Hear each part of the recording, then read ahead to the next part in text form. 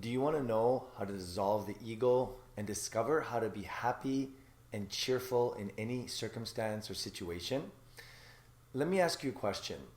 What is the greatest single obstacle between you and a life of simple, spontaneous joy? It's the ego and that voice in your head, isn't it? You see, the ego is the calculator, the protector. It's that part of you that is constantly grasping for control, managing every feeling, and protecting you from perhaps 100 threats that aren't really there.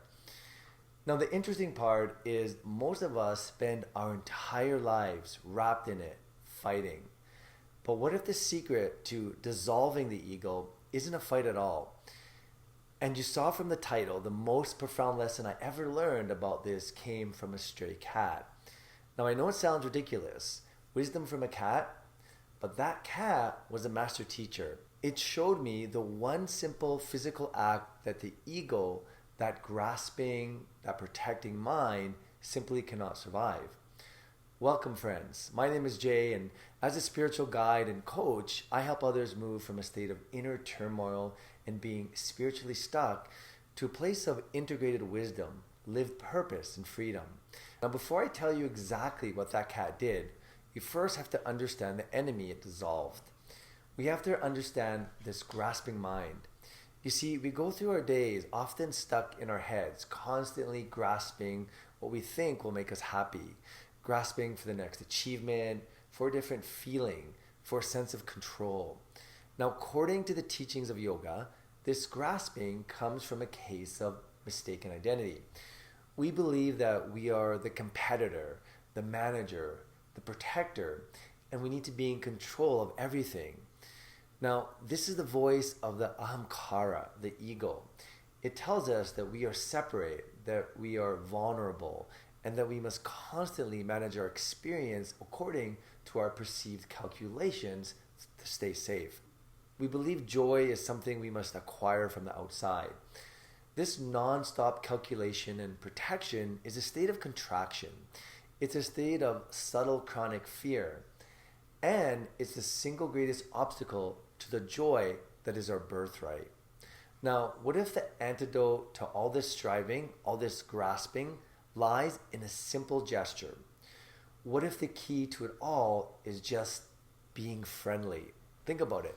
Just smile. Right now, as you're watching, a gentle, simple smile. Not a performance, but just a simple uplift of the corners of your mouth. What do you feel? You see, a smile already relaxes the body. It's a direct somatic command. It sends a signal to your nervous system that you're safe. It relaxes the jaw, it softens the eyes, and it begins to relax the grasping and the calculating mind. This simple physical act is the very beginning of a profound spiritual practice. It is the physical posture of friendliness. And this isn't just a nice self-help idea. It's the very key that the great yogis gave us to find clarity and peace. In the Yoga Sutras, Patanjali gives us a direct instruction for how to calm the turbulent, grasping mind. And he doesn't necessarily say smile, but if you look at Sutra 1.33, he lays out the 4 attitudes that we must cultivate to achieve chitta prasadanam, or clarification of the mind. And the first quality he tells us to cultivate is Maitri. Now, Maitri means friendliness or loving kindness. Think about that. Before all the complex philosophy, the first and most important instructions is to be friendly.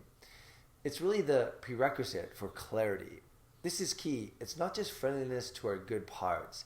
It's also karuna, or compassion, for the parts of us that are suffering, the anxious part, the sad part, the confused part. Why is this key? Well, because friendliness is the direct opposite of grasping. It's the opposite of protecting, and it's the opposite of the ego's entire project. It's an incredible state of expansion and allowing. I've been reflecting on this theory for some time, and then the perfect teacher came along to show me what this really looks like in practice. And that teacher was a white cat. It's a stray cat that belongs to no one. It just kind of shows up. And I've been observing this cat for some time now. And it's the calmest, most friendliest cat that I've ever seen. Everyone in our neighborhood pets it. Strangers often bring it food, and it holds no fear because it has no sense of protecting itself. And it's interesting because one day I was walking my dog, and my dog normally does not like the presence of a cat.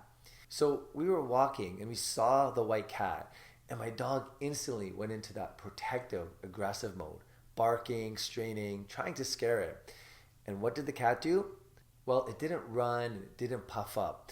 It didn't meet that contracted, aggressive energy with more contraction.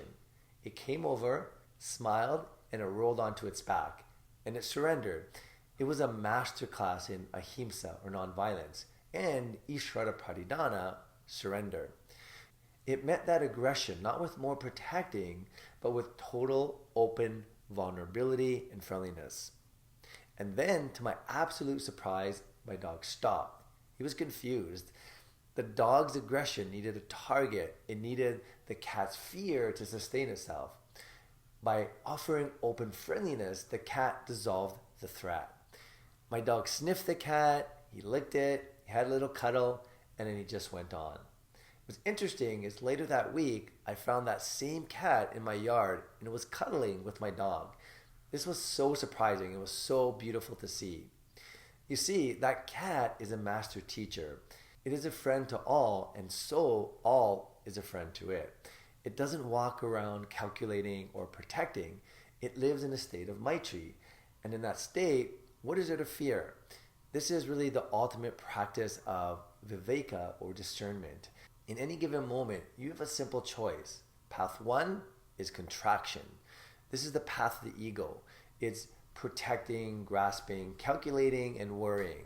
It feels tight. It feels like fear. And then path two, this is expansion. This is the path of Maitri. It's friendliness, allowing, softening, and surrendering it.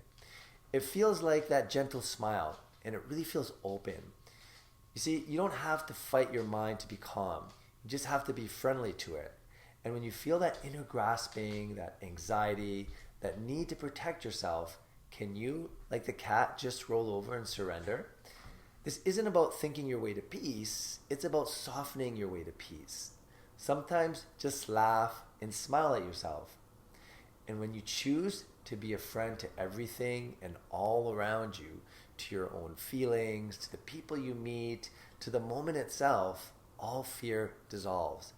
And what remains is your natural, simple joy. And that's when the ego dissolves. So my question for you today is, when do you notice yourself in contraction? And what is the one way you can practice maitra, friendliness, to choose expansion instead? Let me know in the comments below. Peace and namaste.